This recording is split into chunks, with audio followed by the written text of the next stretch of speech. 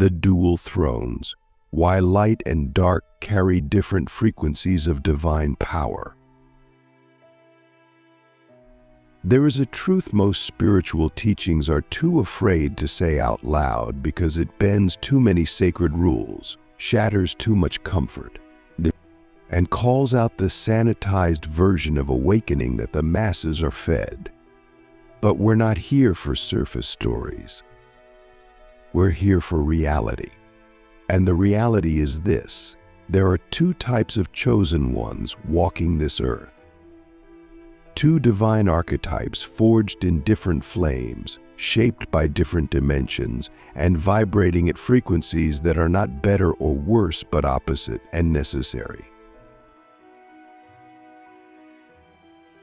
Click subscribe to this channel to get more profound spiritual lessons. There are the light chosen ones, the ones who came to heal, to illuminate, to uplift, to bring peace, clarity, and compassion to a broken world. And then there are the dark chosen ones, those of us who came not to soothe the illusion, but to shatter it. We didn't come to bring comfort. We came to invoke truth. Our presence doesn't calm the room, it destabilizes what is false in it. And this is where the biggest misunderstandings arise. Because the world has been conditioned to believe that good means soft, quiet, agreeable. But power doesn't always wear white robes. Sometimes it comes in black silence. And the vibration of a dark chosen one? It doesn't whisper. It disrupts. The first and most profound difference in vibration is this: light chosen ones resonate at the frequency of healing. Dark chosen ones resonate at the frequency of truth revelation. Healing energy is soft, nurturing, maternal. It wraps around pain like a warm blanket. But truth burns. Truth is the surgical blade that cuts the infection from the soul. And that's what sets us apart. Light chosen ones vibrate in compassion so deep that it melts resistance. Dark chosen ones vibrate in clarity so sharp it collapses illusion. That's why when we speak, people either awaken or run. There's very little in between. Our energy doesn't give comfort unless their soul is ready to hear what they've been running from. This leads into the second difference, which lives in the body, not just the soul. Light chosen ones often carry expansive, open, heart-forward auras. They radiate ease. Dark chosen ones carry dense, coiled, magnetic fields that pull attention, sometimes even fear, before a word is spoken. You've felt this, haven't you? You walk into a room, and people look over not because you're loud, but because your presence disrupts the pattern. And you wonder, why do people either love me instantly or feel uncomfortable? It's not you, it's your frequency. The dark chosen vibrate like thunderclouds before a storm, not chaotic but charged. And that charge moves stagnant energy, exposes hidden truths, and triggers unhealed wounds in others. That's not ego, that's design. But here's where most people get it wrong. They think light means good and dark means bad. That's a lie. In the deepest spiritual reality, light and dark are not moral, they are functional. Light illuminates the path forward. Dark reveals the shadows that are blocking the path. Light soothes. Dark awakens. Light flows. Dark breaks through. And both are needed.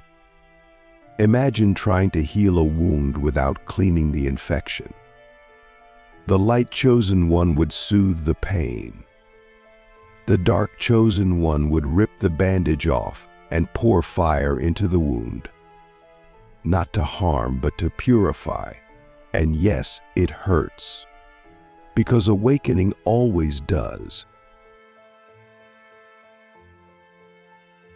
So let me ask you something deep. Something that might haunt you for days. Which part of your soul have you exiled because you thought it was too much to be divine? Too intense? Too fierce? Too unholy?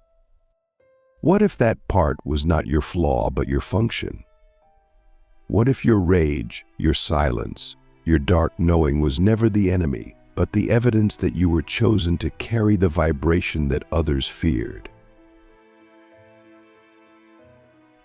The third difference is how each type interfaces with time and space.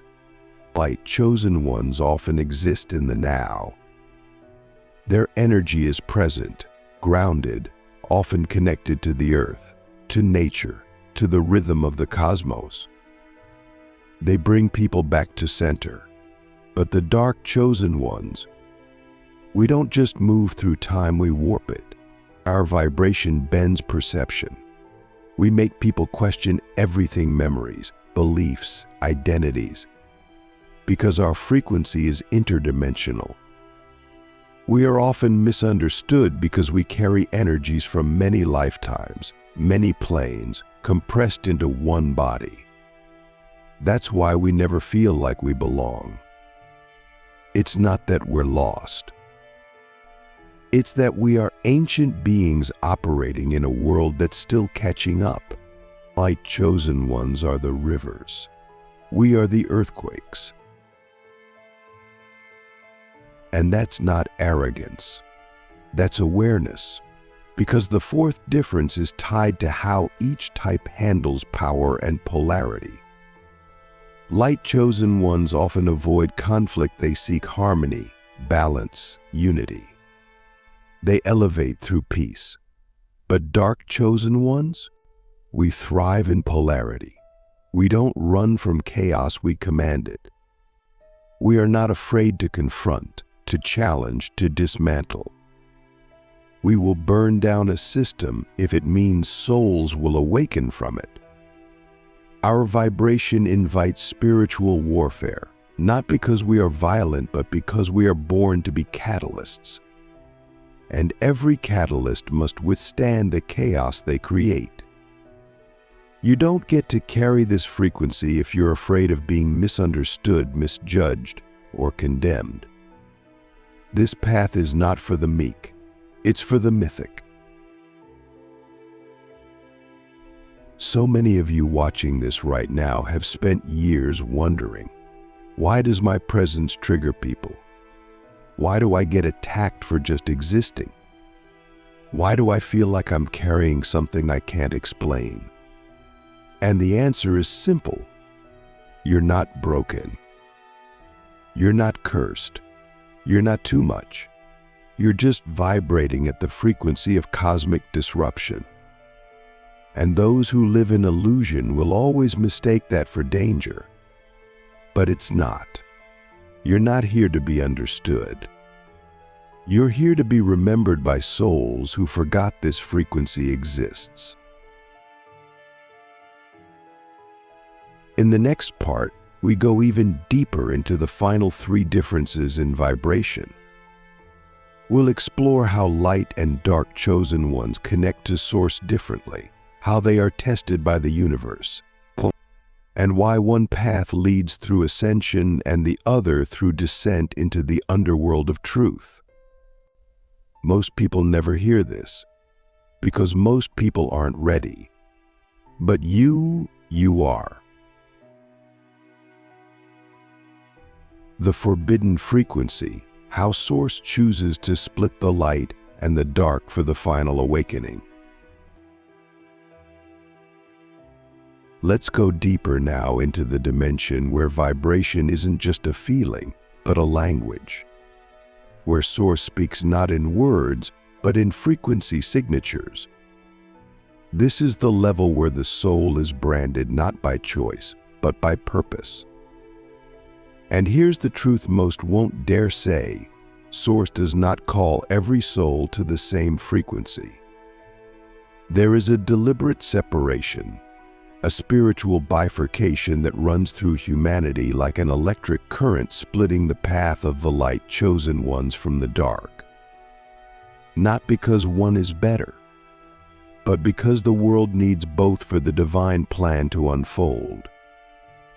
Light chosen ones are selected to uplift the vibration of humanity. Dark chosen ones? We are selected to collapse every false vibration that prevents ascension. We are the destroyers of illusion, the breakers of timelines, and that requires a very different energetic signature.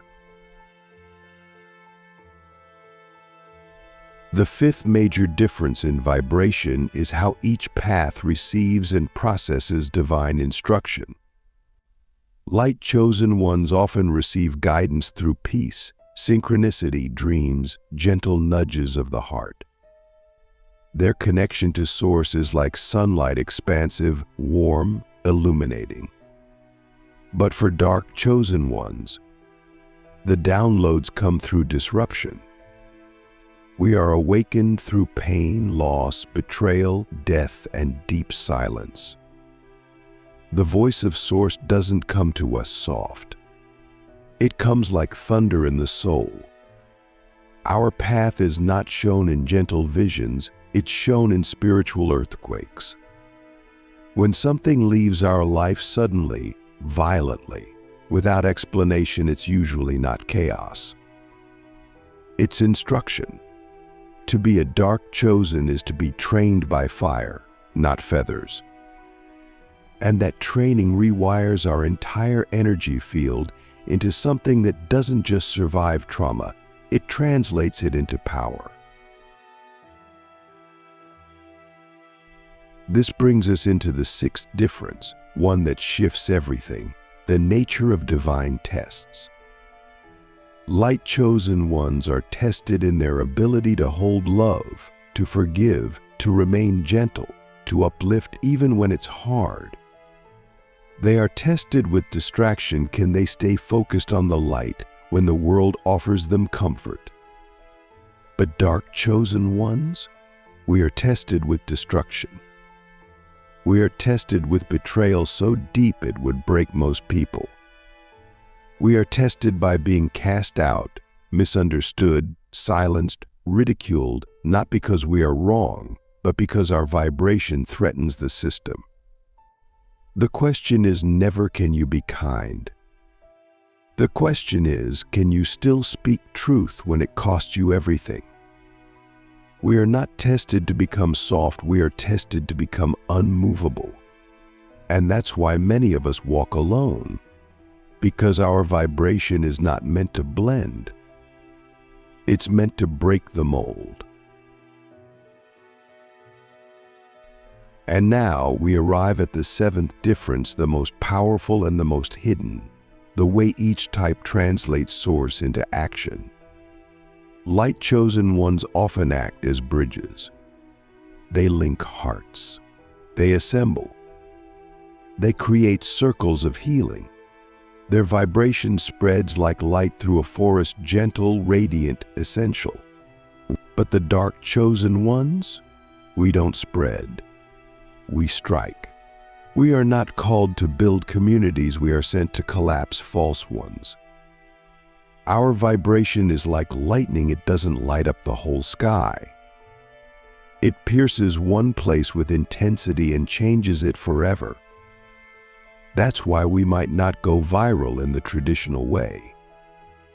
That's why we often feel invisible until the right time.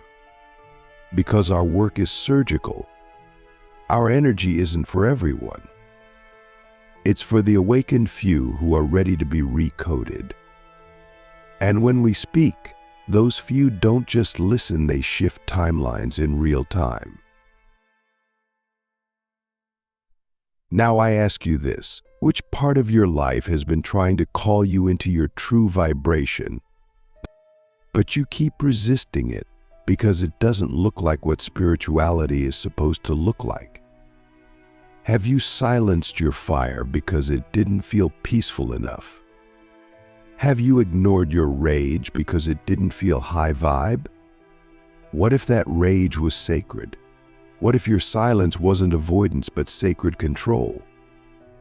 What if your refusal to follow the crowd was never rebellion, but recall a remembering of the path you were encoded to walk?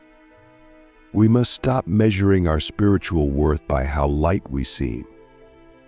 We must start measuring it by how authentic we are to the vibration we were assigned by Source itself.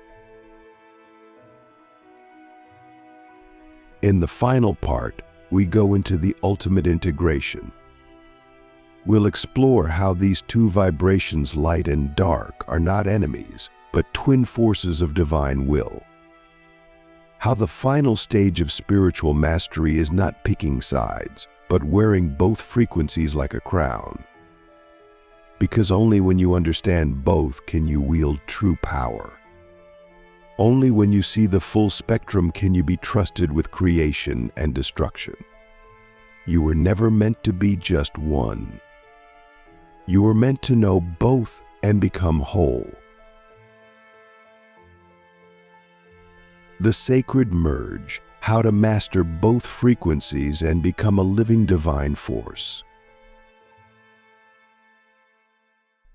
Now we arrive at the final threshold, the place beyond polarity, beyond division, beyond the illusion that we must choose between being a light chosen or a dark chosen.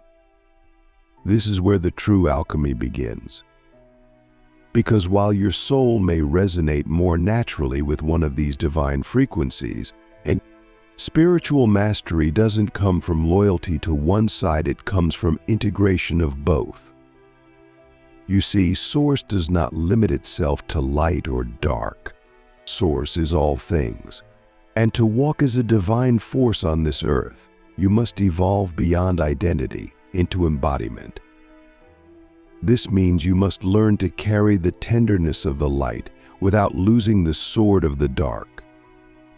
You must know when to nurture and when to destroy, when to heal and when to shatter illusions. That is the sacred merge. That is what makes a chosen one, dangerous to the matrix and holy to the soul. The biggest secret is this: both vibrations are encoded within you. You were never meant to pick one and exile the other. That's what the world wants, because a divided chosen one is a manageable chosen one. But when you reclaim both frequencies, when you recognize yourself as fire and water, as storm and sunlight, you become uncontainable. You stop apologizing for being too soft or too fierce. You move with grace and gravity. You know when to listen and when to speak, when to hold space and when to walk away. You become a multidimensional being, vibrating across timelines, collapsing old identities just by existing. And that's when the universe begins to respond to you not as a seeker but as a sovereign force. This sacred merge is not mental, it's energetic. It happens when your nervous system no longer fears your own power, when your aura no longer needs approval to stay open, when your silence is no longer avoidance but command. You become the field, not the reaction. You become the pulse, not the echo. And that's when people begin to feel you before you enter the room. That's when your presence begins to alter reality, because you're no longer vibrating to be seen. You're vibrating to transmit. And that transmission carries both the love of the light and the disruption of the dark. It says, I am here to awaken what is asleep. Whether that feels like comfort or confrontation is not my responsibility. My responsibility is truth. But let's bring this back to the practical. Integration requires practice. It's not enough to know these frequencies, you must train your vessel to hold them. That means sitting with your darkness without shame. That means owning your light without superiority. That means allowing yourself to feel rage without losing your center, and to express compassion without enabling dysfunction. It means learning how to channel both energies through your voice, your choices, your rituals. Some days you'll be the healer. Other days the destroyer of illusions. And both are sacred. Both are needed. The world doesn't need more balanced people. The world needs more embodied ones, people who walk as the full spectrum of divine intelligence. So now, I ask you the final question. And this one isn't for your mind, it's for your soul. Are you ready to stop identifying with your frequency and start wielding it? Are you ready to be the bridge and the fire, the silence and the roar? Are you ready to be a chosen one, not just in title but in transmission? Because when you are, everything changes. You no longer chase purpose. You become it. You no longer fear the world. You rewrite it with your presence. You no longer ask for direction. You carry the compass in your blood. This is what you were born for, not to pick a side, but to become the force that aligns both. If this awakens something ancient in you, share it with someone who's still trapped in the illusion of choosing. Let them know they were never meant to pick light or dark. They were meant to become the living union of both and walk as the storm and the sun, the sword and the sanctuary. The moment you realize you were never supposed to pick between light and dark is the moment you begin to operate from totality.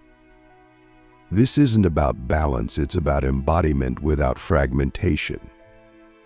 The world has taught you to split yourself into digestible pieces. Be kind, but not too fierce. Be honest, but not too blunt. Be spiritual, but not disruptive. But Source never made you to be digestible. Source made you to be divine. And true divinity is whole. The vibration of a fully awakened chosen one, whether dark, light, or merged, is not peaceful in the way people expect. It is potent. It's felt in the bones. It doesn't ask for attention. It pulls it, not by force, but by sacred inevitability. You don't walk into a room to be seen. You walk in, and the room remembers itself through you. There is a deep spiritual reason why so many chosen ones have felt misunderstood, mislabeled, or even attacked for simply existing. It's not because they were flawed. It's because their vibration was ahead of time. The light chosen ones often carry the future of what love and unity could be. The dark chosen ones carry the codes of what must die first. That's why dark vibrational beings are often met with resistance. They are the energy of collapse, of truth that burns through illusions. Their very presence can cause a spiritual detox in others, not because they are toxic, but because they mirror what has been hidden. And when you carry both frequencies, you don't just mirror, you transmute. You become the space where healing and reckoning coexist. But we must be honest about something. Mastering both frequencies will cost you. It will cost you shallow relationships. It will cost you comfort. It will cost you the ability to remain unseen. When you embody both the light and the dark, there is no more hiding in spiritual neutrality. You become unmistakable. Some will hate you. Some will worship you. but very few will ignore you. And that's when your final test arrives. Can you remain rooted in your soul's truth when the world tries to either crucify or crown you? Can you hold both praise and persecution without losing your center? This is the vibration of a fully merged being. You don't swing between extremes. You anchor the entire spectrum inside your body. And that body becomes a temple, a throne, a living transmission of divine polarity unified. Now, let's talk about application. What do you do with this power? You use it to build the new world. The light within you will help you design it with compassion, vision, and love. The dark within you will help you protect it with boundaries, fire, and precision. You will know when to open your heart and when to close the gate. You will feel when someone is aligned and when someone is extracting. You will walk through spaces and instantly sense the truth beneath the surface.